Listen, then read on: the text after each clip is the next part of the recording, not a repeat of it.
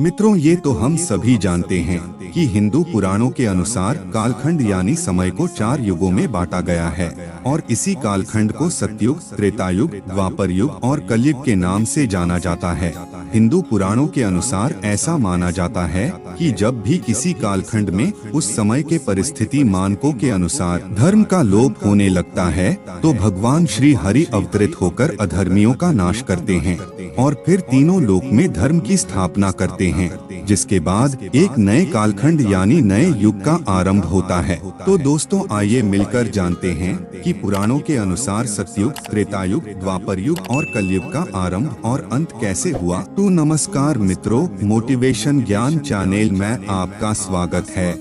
आशा करता हूँ कि भगवान जगन्नाथ की कृपा से आप सब कुशल मंगल होंगे। तो चलिए आज की कथा प्रस्तुत आरंभ करते हैं। वैसे तो हिंदू धर्म शास्त्रों के अनुसार इन चारों युगों का कई बार परिवर्तन हो चुका है, परंतु ऐसा माना जाता है कि सृष्टि के आरंभ में सबसे पहला कालखंड यानी युग सतयुग था। सतयुग की काल अवधि 4800 दिव्य वर्ष अर्थात 172800 मानव वर्ष मानी जाती है। ऐसा माना जाता है कि इस युग में मनुष्यों की आयु 1 लाख वर्ष के करीब होती थी। साथ ही सतयुग में मनुष्यों की लंबाई भी आज की तुलना में काफी अधिक होती थी। इस युग में पाप की मात्रा 0% थी, जबकि इस युग में पुण्य की मात्रा 20 विश्वा यानी 100% होती है। फिर भी इस युग में श्री हरि ने मत्स्य, कूर्म, वाराह, नृसिंह रूप में अवतरित हुए थे। अब यहाँ ये सवाल उठता है कि जब सतयुग में पाप नहीं था तो फिर श्री हरि ने इन रूपों में क्यों अवतार लिया। तो दर्शकों, आपको बता दूं कि जब परमपिता ब्रह्मा ने इस सृष्टि की रचना की तो उस समय देवों, मनुष्यों, नागों, गंधर्वों आदि के साथ साथ दैत्यों की भी उत्पत्ति की ताकि सृष्टि का संतुलन बना रहे। और इसी संतुलन को बनाए रखने के लिए सतयुग में श्री हरि शंखासुर, हिरण्याक्ष दैत्य और हिरण्यकश्यपु का वध करने के लिए विभिन्न रूप में अवतरित हुए। हिंदू धर्म ग्रंथों की माने तो उस समय मनुष्य अपने विकास की ओर अग्रसर हो रहा था, अर्थात मनुष्य जानवरों से धीरे अपने वास्तविक रूप में आ रहा था। इसके अलावा हरि का ये सारे अवतार मानव के विकास का भी प्रतीक माना जाता है। सतयुग की समाप्ति के बाद त्रेता युग आया। इस युग की बात करें तो इस युग में श्री हरि ने वामन और श्री राम के रूप में पूर्ण अवतार लिया था। इस युग की काल अवधि 3600 दिव्य वर्ष अर्थात 129600 मानव वर्ष माना जाता है। इस युग में मनुष्यों की उम्र 10,000 वर्ष हुआ करती थी, जबकि लंबी 100 से 150 फीट हुआ करती थी। इस युग में पाप की मात्रा 5 विश्वा अर्थात 25% थी, जबकि पुण्य की मात्रा 15 विश्वा यानी 75% थी। इसी युग में रावण, कुंभकर्ण, बाली, अहिरावण जैसे अत्याचारी राजा भी हुआ करते थे, जो अपने बल और अहंकार में आकर तीनों लोक के प्राणियों पर अत्याचार किया करते थे, जिस कारण वश श्री हरि प्रभु श्री राम बल और अहंकार में आकर रूप में अवतरित हुए और इन अत्याचारियों का नाश किया। फिर जब वह अयोध्या वापस आए तो उन्होंने कई वर्षों तक वहां शासन किया। फिर देवी सीता के पृथ्वी में समा जाने के कुछ वर्षों बाद उन्होंने भी अपना देह त्याग कर दिया और ऐसा माना जाता है कि प्रभु श्री राम के देह त्यागने के बाद एक बार फिर एक नए युग का सृजन हुआ, जिसे द्वापर युग के नाम से जाना जाता है। द्वापर युग में श्री हरि ने कृष्ण के रूप में जन्म लिया था।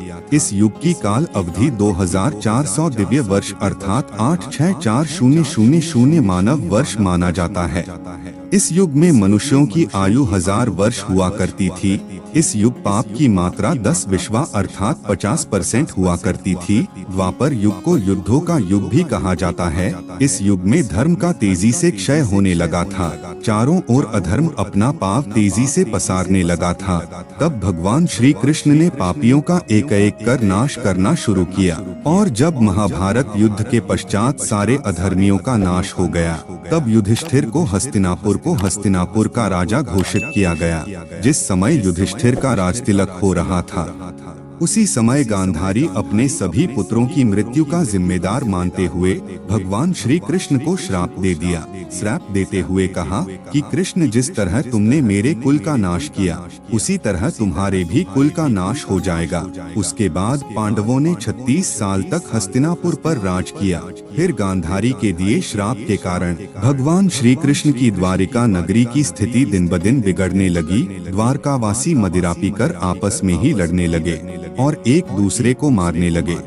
यह देखकर एक दिन भगवान श्री कृष्ण पूरे यादव वंश को प्रभास ले आए, परंतु वहाँ भी श्राप के कारण संपूर्ण यादव वंश एक दूसरे के खून के प्यासे हो गए और अंत में हालात इतने बिगड़ गए कि पूरा यादव वंश ही खत्म हो गया। उसके बाद एक दिन भगवान श्री कृष्ण एक वृक्ष के नीचे विश्राम कर रहे थे।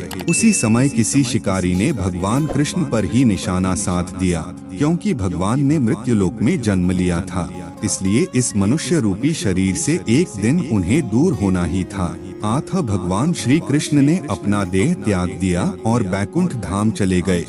उधर जब इस बात की सूचना युधिष्ठिर को मिला तो उनको भी समझ में आ गया कि अब उनके जीवन का उद्देश्य खत्म हो चुका है। द्वापर युग इस समय अपनी समाप्ति की ओर था और कलयुग का प्रारंभ होने वाला था। इसी बात को ध्यान में रखते हुए युधिष्ठिर ने हस्तिनापुर का राजपाट परीक्षित को सौंप दिया तथा खुद चारों भाइयों और द्रौपदी सहित हिमालय की ओर अपनी अंतिम यात्रा पर निकल पड़े। फिर पांडवों के हस्तिनापुर से निकलते ही कलयुग का आरंभ हो गया और आज हम इसी कलयुग में जी रहे हैं।